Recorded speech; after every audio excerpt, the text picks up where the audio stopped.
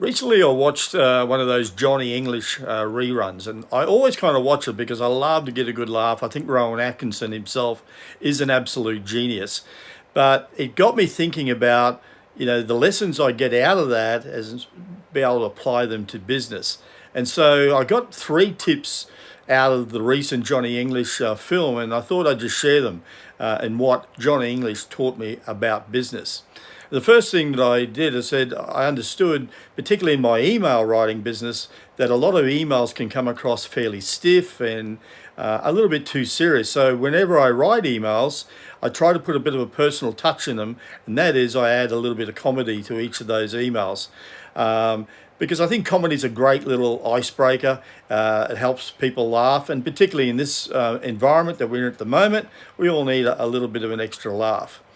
The other thing I found about Johnny English is that it comes down to looking at what's old in some systems and what people today prefer to be in new kind of systems.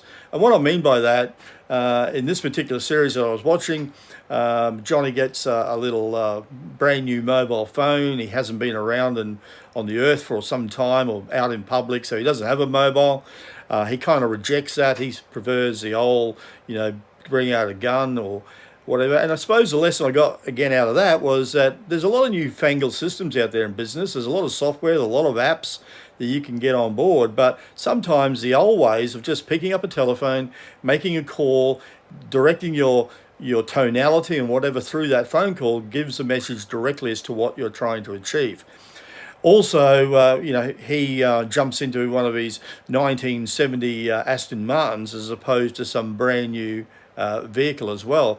And we can often look at that analogy and think about, well, in the old days, we used to communicate, as I said, by phone. Email was extremely popular way back in the 90s. But now, today, it's social media.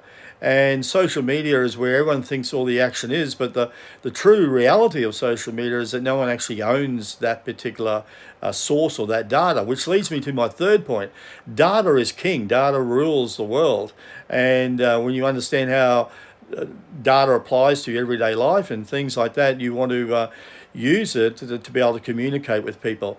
Now, most people think that, again, when I refer back to the social media idea, that Facebook is a great thing. But Facebook's been collecting so much data on its users for years. It has unbelievable knowledge about each and every one of us. And it wasn't too long ago that like 70 million people were hacked on Facebook.